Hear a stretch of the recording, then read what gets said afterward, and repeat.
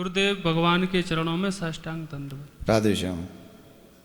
मेरा प्रश्न ये है, भगवान श्री राम ने दलित शंभु को क्यों मारा? देखिए, सबसे पहले तो हमको ये समझना चाहिए, भगवान श्री राम का जो प्राकट्य है ना, वो भगवान आते इस धरती पे धर्म की स्थापना के लिए है। और भगवान की दृष्टि में न कोई दलित है न कोई सवर्ण है। भगवान की दृष्टि में सब मानव है, समान मानव है, सब बराबर हैं।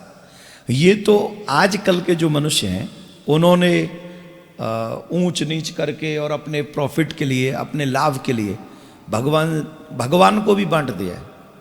समझ रहे हैं? क्योंकि आज के मनुष्य का स्वभाव ही ऐसा हो गया। आज के मनुष्य का जो स्वभाव है वो ऐसा है कि अपने स्वार्थ के लिए तो धर्म को मानेगा और अपने स्वार्थ के लिए जब वहां सिद्ध नहीं होगा तो वो धर्म को नहीं मानेगा। तो स्वार्थी कभी धर्मात्मा नहीं हो सकता। स्वार्थी तो नुकसान ही पहुंचाएगा।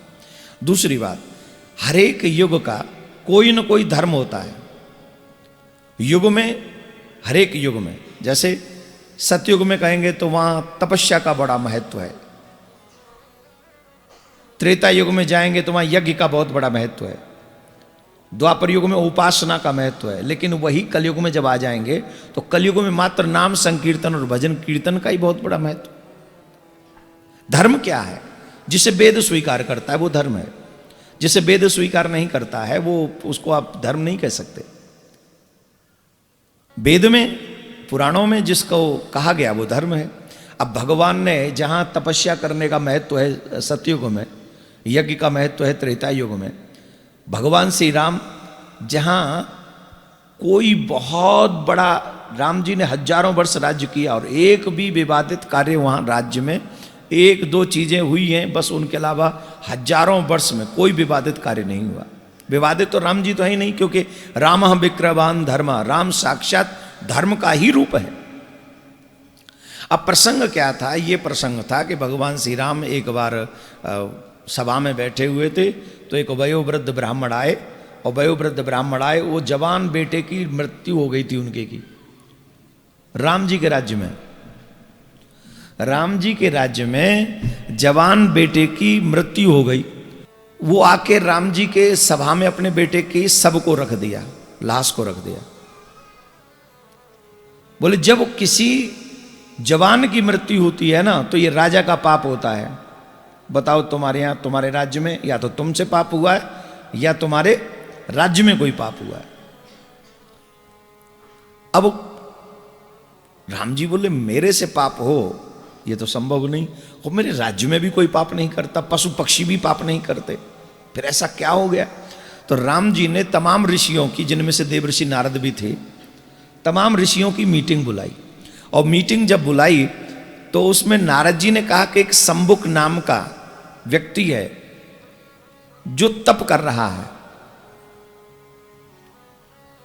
तो भगवान श्री राम विमान से गए उस जगह पर,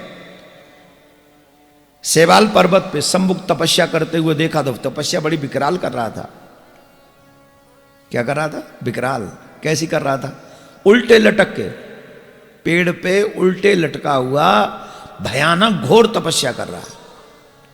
तो भगवान श्री राम ने उसे तपस्या करते हुए देखा और देखते हुए पूछा कि भाई तुम कौन हो और किस उद्देश्य से तपस्या कर रहे हो? तो उसने कहा कि मैं आपसे मिथ्या भाषण नहीं करूंगा, मैं एक शूद्र हूं, मेरा नाम शंभुक है और मैं सशरीर स्वर्ग जाना चाहता हूं और स्वर्ग पर, देवलोक पर अधिपत्य पाना चाहता हूं, इसलिए मैं तपस्या कर रहा हूं। इतना सुनते ही भगवान ने उसको मृत्यु प्रदान कर दी। मृत्यु प्रदान करी। क्यों प्रदान करी? वो क्या चाहते हैं? सशरीर देवलोक को प्राप्त करना चाहता हूं, देवलोक को अधिपत्य चाहता हूं, वहां जाना चाहता हूं सशरीर। आप याद करिए, सशरीर एक और व्यक्ति गए थे जबरदस्ती। कौन? त्रिशंकु गए थे, विश्वामित्र जी ने पहुंचा दिया था। क्या हुआ? वो आज भी लटके हुए हैं। और अगर उनकी बात को मान लिया जाए कि सशरीर मुझे देवलोक भेज दो, तो फिर सब तपस्या करेंगे, सब देवलोक सशरीर चले जाएंगे, तो पूरी जो मानव सृष्टि है उसका क्या होगा? जो एक पथ बनाया हुआ है, जो एक मार्ग बनाया हुआ है, उस मार्ग का तो फिर कुछ नहीं होगा। फिर तो सब लोग सशरीर बैकुंठ जाना शुरू कर देंगे, देवलोक में आधिपत्य करेंगे। तपस्या करो, सशरीर चले जाओ, तो प्रकृति नष्ट हो जाएगी, संसार का नियमावली नष्ट हो जाएगा भगवान के द्वारा बनाया हुआ। भगवान, यही तो धर्म है ना। सृष्टि का धर्म क्या है? आओ, जियो, समाप्त हो जाओ और आत्मा से जाओ। और वो शरीर, तो ये धर्म है क्या? धर्म है, आप बताइए। सशरीर जाना ये धर्म है क्या? धर्म है। प्रकृति के नियम को तोड़ना है कि नहीं? जोर से बोलो। अधर्म है। अधर्म है ना। तो जब ये अधर्म है, और भगवान किसके लिए आते हैं? धर्म के लिए, धर्म की स्थापना के लिए। रावण तो ब्राह्मण था, चलो मान लिया कि आपने कह दिया कि दलित को क्यों मारा, शूद्र को क्यों मारा। हम ये जानना चाहते हैं, रावण कौन था? कुंभकर्ण कौन था? मेघनाथ कौन था? ताड़का कौन थी? मारीच कौन था? सुबाहु कौन था? ये सब कौन थे? अरे भाई, अगर तुम धर्म के विपरीत आचरण करोगे तो तुम्हें धर्मो हतो हतो हंति धर्मो रक्षति रक्षितः। तुम धर्म की हत्या करोगे तो धर्म तुम्हारी हत्या किसी न किसी रूप में करेगा ही। और ये भगवान की जिम्मेदारी है कि धर्म की स्थापना की जाए। सशरीर चले जाएंगे तो प्रकृति की जो नियमावली है वो नष्ट हो जाएगी, और एक करेगा तो उसे देखकर और 10 लोग तैयार हो जाएंगे। भगवान किसी की जाति नहीं देखता, ये तो आज का स्वार्थी मनुष्य देखता है। भगवान तो देखता है कौन सत्कर्म कर रहा है और कौन गलत दिशा में जा रहा है। तो जो गलत दिशा में जाने का तैयारी करता है उसका नाश हो जाता है, और जो अच्छाई के मार्ग पर चलने का प्रयास करता है उसका कल्याण हो जाता है। मैं सभी सनातनियों से निवेदन करूंगा, भगवान को जातियों में मत बांटो।